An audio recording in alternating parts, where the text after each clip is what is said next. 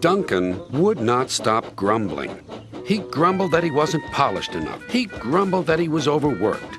Most of all, he grumbled about the passengers. "I'm ashamed of you, Duncan," said Skarloey. "Thank goodness Rheneas is coming home soon. Perhaps he'll teach you some sense before it's too late." "What has Rheneas to do with me?" "Rheneas saved our railway," replied Skarloey. "Please tell us about it," said Peter Sam. "Well," began Skarloey, "it was before you came here. Things were bad.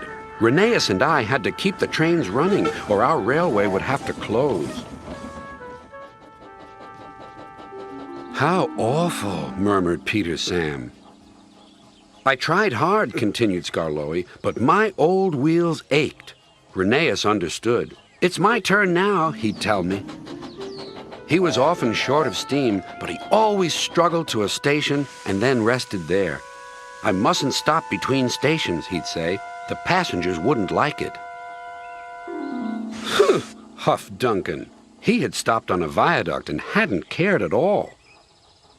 "Passengers," continued Skarloey, "get cross if you stop at the wrong places.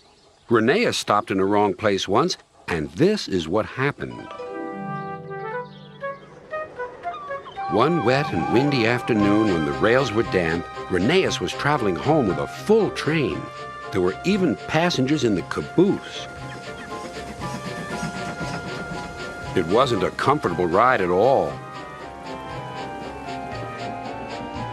Rheneas's wheels kept slipping, and it was a steep climb.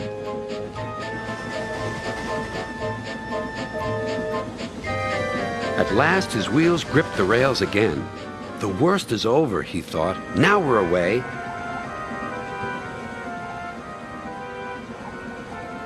But they weren't. "I've got a cramp," he groaned. And Rheneas stopped on the loneliest part of the line.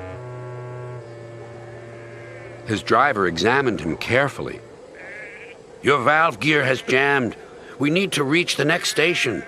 Do you think you can still get us there?" "I'll try," replied Rheneas.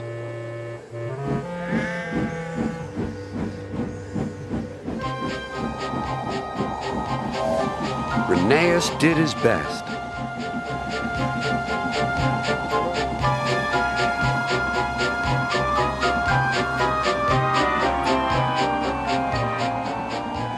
"If I fail," he thought to himself, "the passengers will be cross and the railway will close."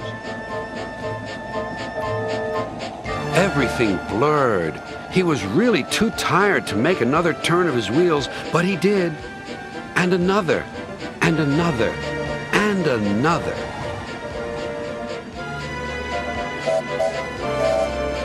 Finally, tired but triumphant, Rheneas reached the station.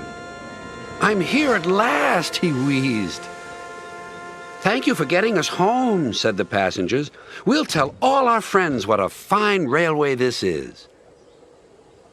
His driver was delighted. "You're a gallant little engine," he said to Rheneas. "When you're rested, we'll mend you, so you'll be ready for tomorrow." And, smiled Skarloey, Rheneas always was ready for tomorrow.